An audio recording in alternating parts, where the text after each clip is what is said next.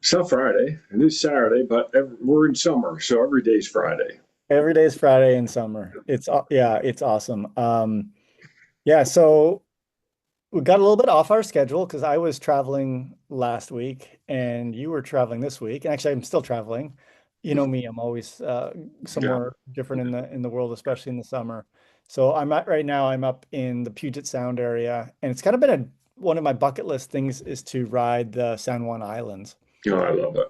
And honestly, like I'm gonna put it out there, like this is a really good place to get some riding in. I was super surprised of how good the roads were Good. on the islands, and there's no traffic at all. I was just going to ask you about that. Yeah. Just basically, today was probably more than there's been so far, but it was the weekend. But Yep. midweek Hmm. on Thursday, I rode like 55 miles and maybe 20 cars passed me That's great. on Yeah. on good roads. Yeah. Yeah. So kind of fun. Well, that's wonderful. That's a way to have a vacation, if you will, Yeah. and get some exercise in at the same time because it's going to be beautiful just biking around the island just for sightseeing and This the sightseeing is amazing, and I have to keep telling myself it's okay to stop.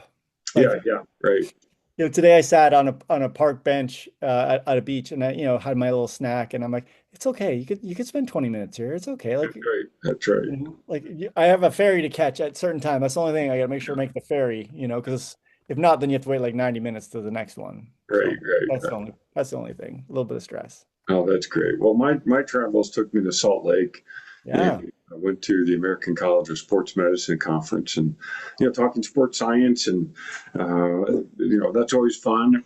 Oh, geez. I got a new setup here too, which obviously isn't working too good, but yeah, it was fun to chat sports science with other colleagues, uh, I was drawn to the endurance sessions and Of course. all that, and nothing earth shattering, but a lot of good affirmation, things that we talk about. We talk about in the endurance world trying to build durability. Yep. And one of the topics this time was focused on plyometrics, which Oh, we've talked about, and the hopping that we've talked about. yes. And I'm a big advocate of doing that in shallow water as well. I think it's a neat way to extend it out. Yep. And then Right. the other topic that just keeps coming back is what's the right shoe? And there's no easy answer. Whether it's no shoes to maximum cushioning shoes, and so there's a lot of research on different types of shoes and how it influences running and running economy and all that. At the end of the day, it truly does. And it's terrible, but it does take the runner, the athlete, a while to figure out what type of shoe that works for them. And you and I both are big advocates of not just having one model and not having one brand in a model. Just trying to have a few different types of shoes in your arsenal to train in, and then working towards a particular race shoe. So introducing some variability to movement that way. So it's actually interesting. We weren't going to talk about shoes, but last weekend when we raced in Victoria at the 70.3 there, the run is all on dirt. Oh, okay. There's no, there's maybe a quarter mile of pavement on the whole Hmm. run. And so not only for myself, but some of the athletes that I coach that were going there, we really did contemplate what shoes to wear, Yeah, yeah. right? Because like the shoes that we have are basically being built to run fast on Hmm. hard surfaces. Sure. And I definitely went to a shoe that is not as soft as I Mm. originally was planning on it, Yeah, and thinking because the surface was softer, right? yeah. And so then I'll have to, my body has to stiffen more, Hmm. absorb the softness of the ground and the softness of the shoe. Right. And then, we had a little post-race talk, and one of the athletes says, I think I'd rather do a trail running or trail racing shoe Okay. Yeah. because they felt like they were slipping a lot A little and more grippier. Yeah. a little bit grippier. And the Hmm. surface is not terrible, but it's definitely, you slip on almost every step. Like it's that Yeah. little Yeah. fine gravel. And yeah, so it is an interesting thing, right? Like, but if think about it, if you made that decision, but you only ever were in one shoe, Yeah. how easy would it be for you to switch for race day to That's right. something different? Where I felt like Oh, I could switch back and forth as I right now I have about four shoes that I'm kind of regularly running in, four different brands even. And Hmm. I felt really confident that okay, this is the stiffest one. This is probably the best for this. Yeah. Whereas if it was on, like a bike path the entire way or a road, I would went to a different shoe. Hmm. Yeah, don't be brand loyal. Don't be model loyal, and run in different shoes because you're spot on. I mean, if you don't normally, if you only run in one type of shoe, one pair of shoes, you're going to get so used to that any change in shoe will Yep. end up causing a change in gait, and you're not going to be prepared for that change of gait, and that's what leads often to an injury. So, Yep. having different I always think about, shooting a basketball. You have more than one way to do a layup. Same thing in running. You've got to have more than one way to run. And each time you run in different shoes, you're going to run a different way. Yep. Absolutely. Yeah. Good. That was a good little segue. So interesting. No research on bike tires. Really? At the ACSM? Zero. So Why? I don't know why, but I know a colleague that we've had on this podcast, Jim Martin. He was over in Australia, so he didn't have any bike research either. So to present there, but no tire research, and this is what we wanted to talk about tonight. Well, I guess maybe shoes are tires for your feet. That's true. But yeah, let's talk about bike tires. And it's a really interesting thing. So I've been now obviously doing triathlon for a couple of decades. You've been doing it for longer than that. And there seems like there's always a lot of I don't know, there's been a lot of change in tires. And we've talked about widths, we talked about tire pressures a lot. We've even at a certain points on this podcast talked about tubeless and not tubeless. And it's official for me. I have now converted all of my tires to tubeless. There you go. I was on a ride. We did our annual Death Valley ride, and I think we had five or six flats in our group, and Hmm. everyone was on tube tires, had a flat. Okay. And I said, "That's it. I'm done with this." Hmm. And I even took a set of tires, and I don't advocate people do this that are not tubeless ready, and I made them tubeless Yeah. because I was like, I'm so sick and tired of fixing flats. Hmm. That I took the leap, as it There were. you go. There you And go. I'd been racing tubeless for 2 years, but Hmm. my training tires and different stuff, all those were tubes. The other thing I was contemplating about was, commuting. And there'd been a few times when I'd been commuting and I got a flat tire, and I'm like, oh my Hmm. gosh, I'm kind of cutting it close to get to class on time, and Yeah. Yeah. so just I think that for me it kind of came to a head this spring, and I'm really I don't know I'm kind of glad that I've made the switch. Good. Good. Well, it probably makes sense to at least define tubeless and different Yeah. types of tires. I know it's obvious. The tubeless has no tube in it Yep. versus a regular clincher tire, which has a tube in it. And then there's different types of tubes, butyl, latex, TPU is the latest as well. And then some of us older folks may remember tubular tires, Yep. which is a tube sewn into a tire. And I don't think there's any talk about tubular tires because you actually need very different rims for tubular tires. And Yeah. then So then pretty you're much everyone's on one either tubes or tubeless now. you know, and then you have tubeless with inserts. Yes. There's also inserts, which we can definitely talk about. The one thing with the tubeless is there is no tube, but this is not like new technology. So how long have cars been That's right. tubeless Mm-hmm. That's right. for? Like I can't remember. I mean, I know it was a thing. I don't know, maybe in the 60s, 70s, early Mm-hmm. 70s that cars went away from having tubes in them. You know, Um, and then mountain biking, they were early adopters of. early adopters, maybe 15 or 20 years. Mm-hmm. Yeah. They've been pretty hardcore into tubeless. And then tubeless on road, probably really started, what do you think, like 7, 8 years ago? You started seeing I think professionals. definitely in that window, but it it's picked up in quite a bit. Yeah. So let's start with: can anyone change the tires that they have now to tubeless? Not officially. Okay. Like Not I for, said, I took an older set of rims that yeah. were not tubeless ready, Okay. and I taped up all the holes really good. Mm-hmm. The whole idea is the your tire, your wheel needs to be kind of airtight. Okay. And so you have to like seal it with tape. And Mm-hmm. then I think that the tubeless ready rims are also just a tiny bit deeper where Oh. the tire sits. Mm-hmm. So that's the kind of the downside is maybe your tire doesn't go quite as deep. Uh, Mm-hmm. but so no, not everyone can. Okay. But most modern wheels that you buy are tubeless compatible. Okay.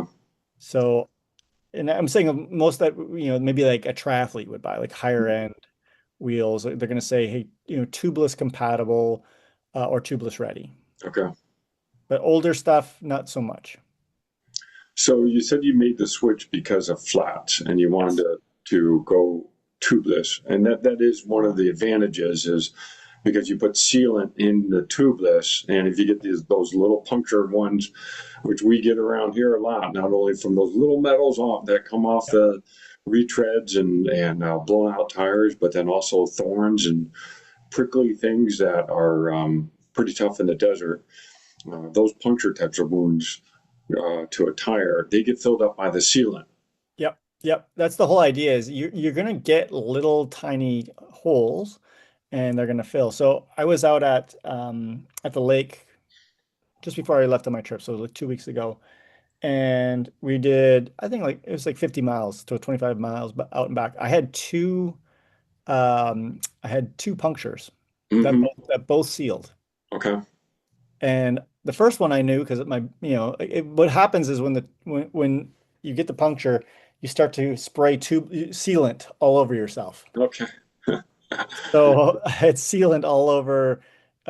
Basically, I could feel it on the back of my legs is Oh where I was. wow, so it must have been a pretty big hole. Yeah, so I pulled over, and by the time I pulled over, it had already sealed Okay.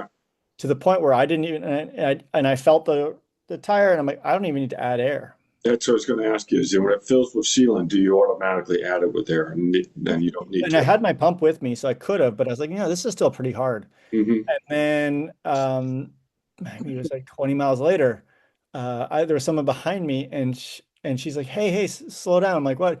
And she's like, "I think you have another hole," because she was getting sprayed with sealant. I'm like, "Oh my gosh, okay, the first one must have failed, Wow. right?" But it Yeah. was actually a second spot, Oh boy. and to the same extent that I didn't even have to fill with air. Yeah. It sealed Yeah. that quickly. Mm-hmm. So I'm almost 100% guaranteed that if I had had tubes, I would have had two Yeah. Sure. because they were significant. Like when I looked at where they were actually significant holes, Okay. and for sure they would have punctured my a tube. Yeah. Okay. So the sealant then, how often do you need to refresh that in Yeah, the that's a great question. It depends where you live. yeah. So the drier the environment, Mm-hmm. supposedly the more you need to check it. And so in Las Vegas, I've heard people say like every 3 months you need to check it. Mm-hmm. And then honestly, like every 2 or 3 months, I check mine anyways. And I have, especially my just commuting tires and my training tires, I just keep adding more sealant because I don't care about the weight. That's what I was going to ask you. How do you check it? Just curious. So you take the core out Yeah. and you stick a stick in. Mm-hmm. And you pull it, and if it's wet when you pull it out, Got it. you still have some sealant in there. It's like checking the oil. It's like Okay. it's checking, it's a dipstick basically. Yeah. Okay. Um, All right. and So you just keep adding sealant. So even if you have the sealant functional during a ride, you don't have to go back and add it right then. So. No, no, but with that tire, because I had two, Mm-hmm. like to be honest with you, I was leaving the next day, so I didn't actually do this, but I will go back now and I'll probably just add more sealant, just Okay. because I know I lost a significant amount when I Yeah. when I Yeah. had those two. So then for bigger holes, if I understand, because I have not switched over, you Yep. have a plug that you Yep. use or carry? Okay. Yeah, so there's a company, obviously we're not name dropping companies, but called Dynaplug. Mm-hmm. And what you do is it's got like a little metal barb on it, and it's like a and then behind it is like I don't even know how to describe it. It's kind of like sticky stuff. I don't know, sticky, almost like tar almost. Mm-hmm. You stick it in the hole and then you drive it through, and then that sticky stuff uh, s- plugs the hole. This has been a thing in car tires for years. Like Yeah, yeah, yeah. if Right. if you get a car tire, you get a hole and you take it to, wherever to fix it. That's exactly what they do. They just stick a little barb in with that stuff Mm-hmm. and it seals. So I've now had two just in the times I've been doing it. And actually three times I've done a Dynaplug and it's worked every single time. Okay. So on the bigger one, if it doesn't seal, you can use a Dynaplug. And the plugs, they're about $2 or $3 each. Mm-hmm. Okay. But only So for major holes only that for the big seal holes that work. don't seal. Okay.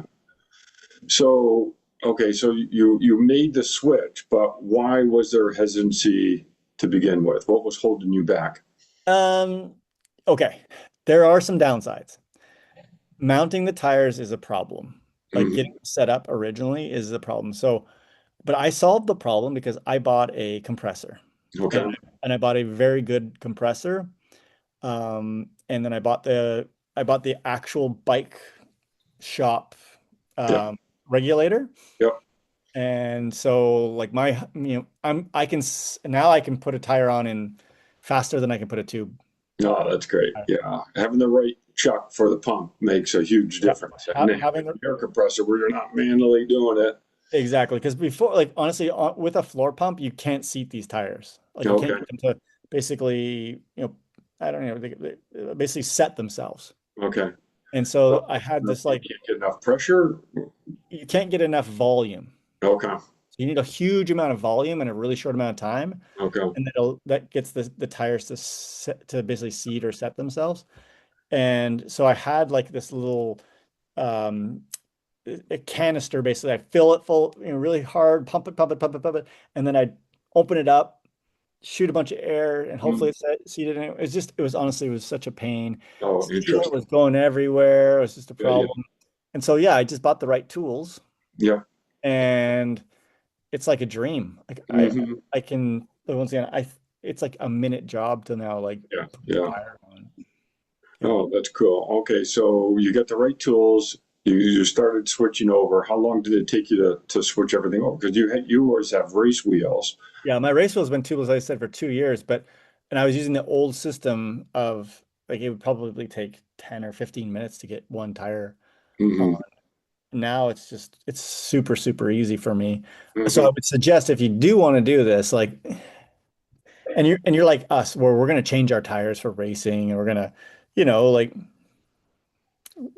then I suggest buying a compressor because the truth of the matter is that shops charge you a lot of money. Mm. I was traveling a couple of years ago and I needed to change one because I had a pretty big cut in one of them and I really wanted to change it before a race and I was traveling to the race and the shop I think charged me $65 to like mount a tire Oh, wow.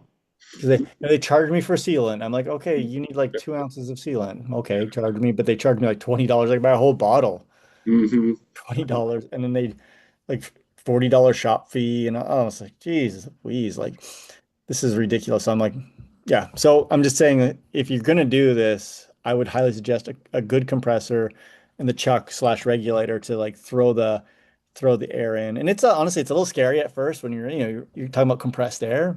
Yeah, yeah, And I've made some mistakes. I'm not gonna lie. Like I put too much pressure in one and shot it off the rim, and yeah. I kind of wanted to see where the edge was. Hmm. You know what I Yeah. mean? Like so. Yeah, so I think that that's one thing. And then it is honestly, it's super messy. So like when you want to change a tire, Hmm. okay, so right now I have my bike right here and I want to change my front race tire. Let's say, I don't know, for whatever reason, maybe it's really raining or something. I want to change the tire. Okay. You have to take it off and then you're gonna have sealant all on the inside of the rim. So then you got to clean the sealant up. Mm. They make some sprays Okay. like or sealant remover. So you got to spray it, and then you got to like it takes some time to get all the sealant out. And then the tire itself, getting the sealant off the inside of a tire is almost impossible. Okay. So That's the other downside. Like it's not a it's it's not necessarily a problem having some sealant and like dried on sealant on the inside of your tire. It's just eventually it kind of gets caked in there. And it's not going to seal holes as well if it's got the dried on stuff. Exactly. Yeah, Yeah, even if you add more theoretically, yeah. sealant, it's not necessarily going to grab onto to the tire to seal it up. And then the other downside is um, the more you ride them, the better it is because Hmm. the sealant is moving. Okay.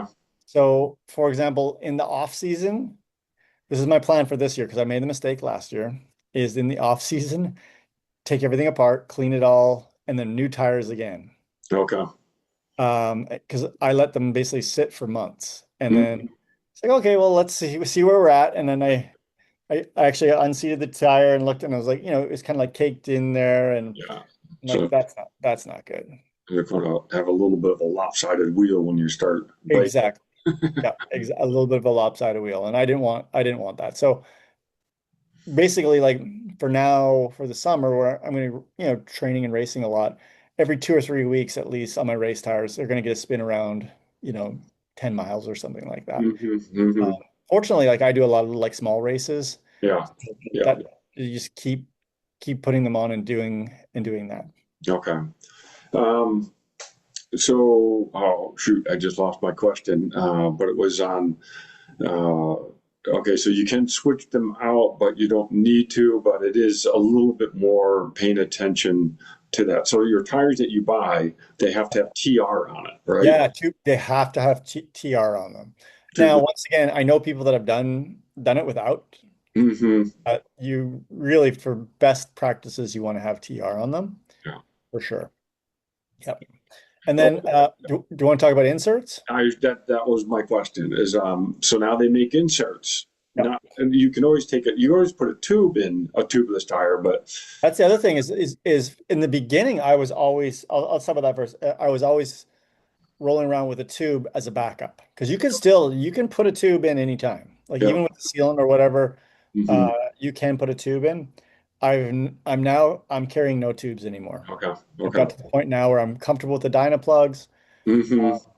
I'm really advanced, John. No tubes and no pump. No Yeah. no like hand pump. I have a mini compressor. Yeah. Yeah. I've got that too. Yeah. So even for the race, I'm like, I have no CO2s, I have nothing. I just have a mini compressor, Hmm.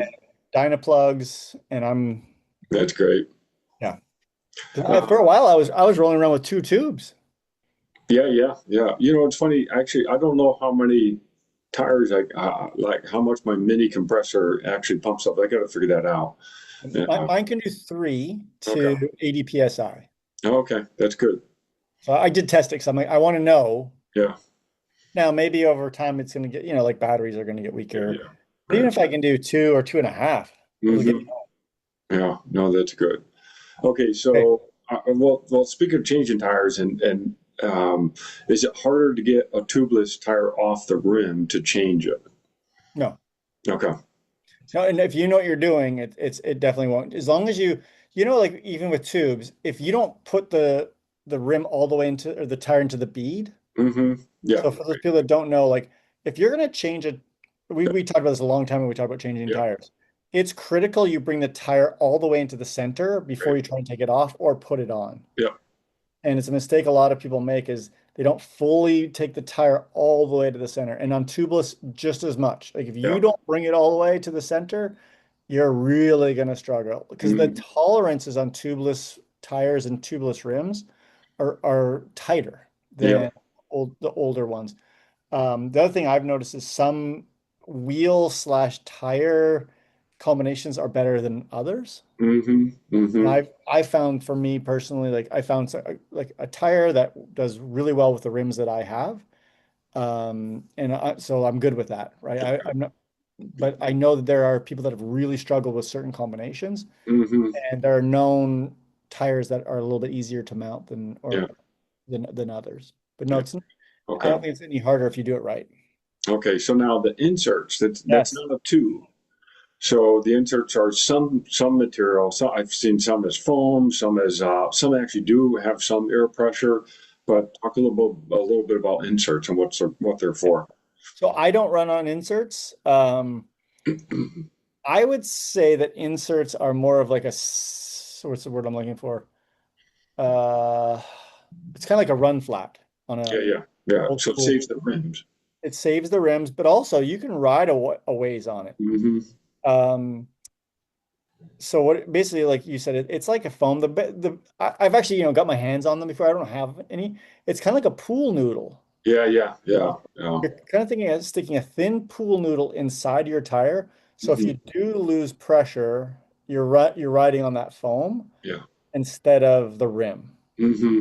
Um, I would say that's more for like if you have a disastrous huge cut that you Hmm. lose pressure really, really fast. Yeah. Um, like I said, I haven't done them because my understanding are they are really, really hard to mount. Mm. Like Okay. to actually get that foam in Yeah. is supposedly one of the it's very, very difficult to do. Yeah, because the insert needs to be up against the rim, not pushed Exactly. against the tire itself. So yeah. Yeah. So I haven't done that, but I'm not as concerned. Like I think if I was, a professional cyclist riding on cobbles or something like that, maybe I would consider, but I don't think the roads that we ride on. Yeah. And also we ride pretty high pressures Hmm. I'm going to say pretty high pressures, like 70 to 80 PSI now is what I ride. I think these are also the inserts are better for when people are riding 30 and Yeah. 35, because they have a better chance of having like that kind of like the blowout flat. So you Right. hit really hard and you actually decompress the tire. Right. I think that I think that the inserts might be better for that. The thing with it is like where I look at it, if I'm doing a race especially, and I got 20 miles to go, I'm not riding on an insert. Hmm. It's not getting me to the finish line probably. So I'm probably better off just to stop, fix it. Hmm. Hmm. I think that the fear of a lot of people, and this is tube or tubeless, is you have in particular a front wheel flat, you don't realize it, and then you try and turn. Yeah, yeah. That's the dangerous one. Yeah. And I've crashed once like that. I had no idea it was flat, and it was a pretty catastrophic crash that I had. And maybe in that case, an insert would have maybe kept me off my rim. Yeah. It's like being on ice at that point. It If is. your rim hits the pavement, you're in trouble, especially your front wheel. Yeah. And I think the inserts are definitely popular in mountain biking Yes. because they are going to, like you said, they're going to be running lower pressures. They could potentially have more compression that would end up hitting the rim, Yeah. and then doing damage to the wheel as opposed to even getting a flat at that point. So, Yeah. all right, well, that's good. I also think in mountain biking too, and I think you get a lot more times when you're really remote, Hmm. Hmm. right? Like for us, if I have a flat tire and I can't fix it or whatever, I can always call somebody. Yeah, right. Worst case, I can call an Uber for the most part, Hmm. right? If you're out 10 miles off trail somewhere and You're you right. get a puncture you can't fix, or like maybe an insert actually gets you back to your car. Yeah, yeah, And that's and I right. think because like walking out 10 miles would not be maybe fun. Hmm. I Hmm. think that might be part of the thing with mountain biking too. Yeah. Well, you're almost convincing me, but Okay, it's a lot of work to change John, everything. I tell you what, I'll offer this to you. If you want, I'll set him up for you the first Oh, time. yeah, You come over, we'll do a little tutorial. yeah. Well, I'd have to watch you and then do it because you know me. I need That's what I'm saying. That was a tutorial where we actually like hands on. yeah, yeah, yeah. No. Because you have a compressor, right? Oh yeah, I've got that. See, I mean, honestly, you got the most expensive piece, and I'm sure you have a chuck that's ready to roll too. Right, so I've got the accurate pressure gauge and everything. So no, it's all I got it all. But You just got to do it. And honestly, I know you when we were out there, you said you're lazy, that's why you haven't done it. But I actually think this is the lazier, yeah, especially in the summer in Las Vegas. It's 105 degrees, and you have a flat tire on Lakeshore Drive, and you're yeah. in the heat trying to change it, and Hmm. that to me sounds not very lazy. That sounds like hard That's work. true. Oh, one more thing, rolling resistance. How have you found that to be?